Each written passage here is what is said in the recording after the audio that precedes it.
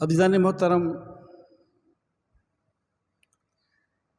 عروج و زوال، بلندی اور پستی، ترقی اور تنزلی، یہ ہر قوم پر آتی ہے، ہر ملت پر آتی ہے، ہر وطن پر آتی ہے،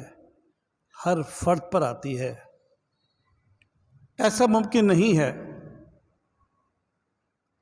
کہ اللہ تبارک و تعالیٰ نے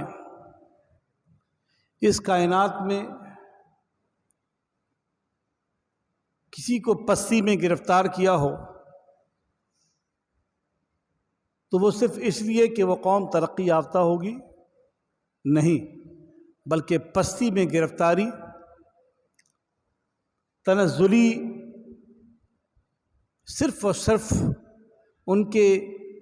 اعمال، ان کے کرتوت اور ان کے عقائد کی وجہ سے ہوتا ہے۔ وگرنہ قوموں کی تاریخ دیکھیں تو نمرود لعین جیسا بڑا بادشاہ، فرعون جیسا طاقتور ترین بادشاہ، شداد و حامان جیسی طاقتور شخصیات، بخت نصر بابلی جیسا دنیا کا بڑا حکمران، اور ماضی قریب اگر ہم دیکھیں تو سکندر، الیگزینڈر دی گریٹ، اور قریب جائیں تو دنیا کی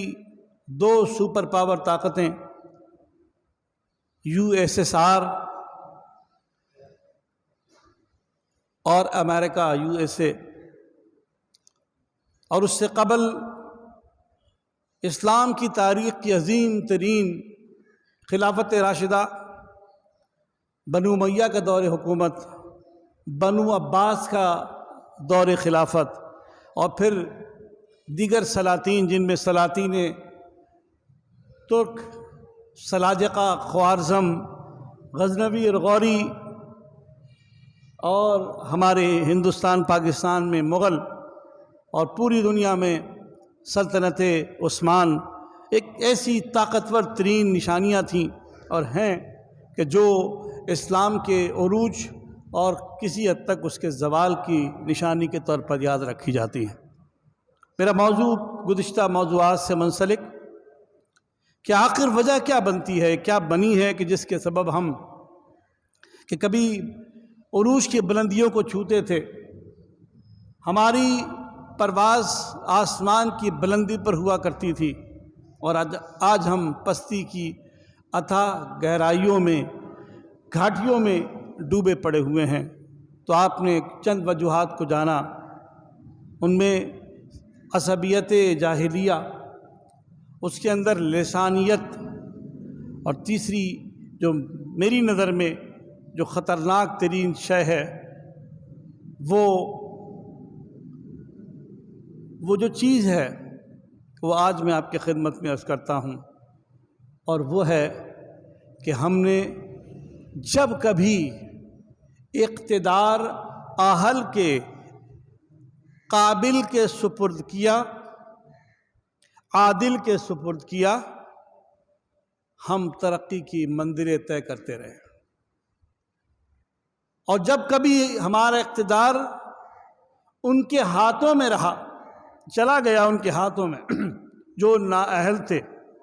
جو غیر اہل تھے، مسلمان ان پستیوں میں گرتے چلے گئے۔ میں نے آپ کو مثالیں دیں کہ میرٹ اور خلاف میرٹ، اہلیت اور غیر اہلیت، اس کو اگر معیار سمجھنا ہو تو حدیث مبارک میں اللہ کے رسول صلی اللہ علیہ وسلم سے جبریل امین جو انسانی شکل میں آئے، مختلف سوالات کرتے ہیں، اور اس میں ایک سوال یہ ہوتا ہے، اخبرنی عن اشراط الساعہ، او کما قال، اے اللہ کے رسول ہمیں خبر دیجئے کہ قیامت کی نشانیاں کیا کیا ہیں۔ میں